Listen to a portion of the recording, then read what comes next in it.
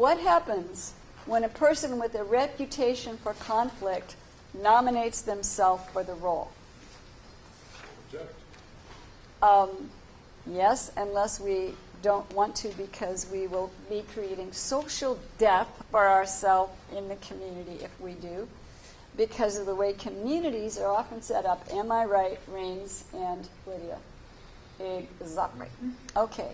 And let's say the person with the reputation for conflict nominates themselves before we ever have the meeting, on email 2 weeks before. Oops, violating the principle of equivalence, right? Now let's say the person with the reputation for conflict has no earthly idea how they are viewed by others. Has anybody noticed this in groups? That the person who does X and Y behaviors and other are going, ay, ay, ay, tends, now, do I see blinders there, my dear? My lovely assistant. You were so difficult working with me all the time. I'm so easy to get along with. Everybody's out of step but me. Yeah, not only that, that person's a jerk, that person's an a-hole, that person's got childhood issues, and I'm here to tell you, like, I know what's... Thank God I'm perfect. Thank God I'm doing well, and that, it's them. It's them, it's them, it's them, it's them. Have you seen that? Quite often the person has no idea. Mm-hmm. Is it because they're a bad person? No. Oh, is it because they happen to be a human being wearing a protoplasm engine for a while on planet Earth? Mm-hmm. Yeah, and they just simply don't know, or at least not yet. Perhaps they haven't had enough role improvement feedback in their life, or maybe they've had some feedback from their mom and dad. They go, oh, Mom. And they have feedback from their love partner, and they go, well, that's your issue.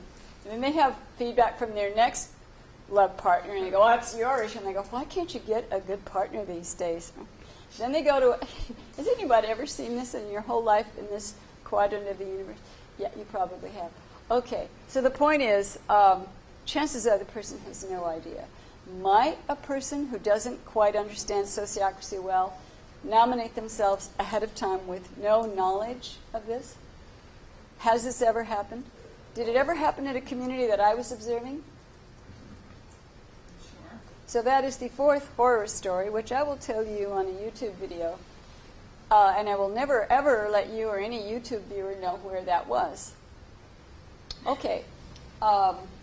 So this other handout that I'm going to send you has John Buck's specific suggestions for what to do about that, which is to go to the person who nominated themselves 2 weeks ahead of time and take them aside privately, one-on-one, and say, Reginald, I have to let you know that you have a reputation for conflict, and I don't think you are the right person for this role, and I'm going to feel obligated to have to bring it up when I object to your nomination.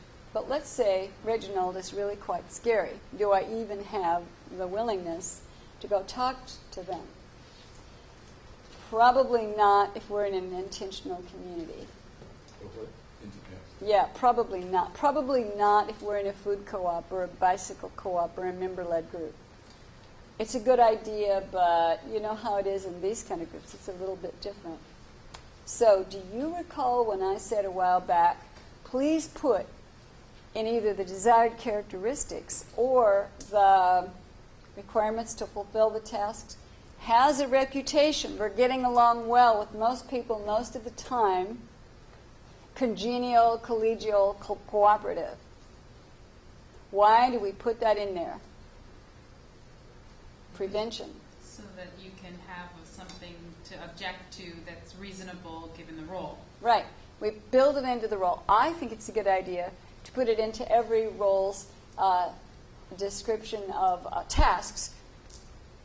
Fulfills these tasks in a congenial, cooperative, collegial way with good vibes and goodwill. And then we put it in the requirements. Has a reputation for it, la la la la.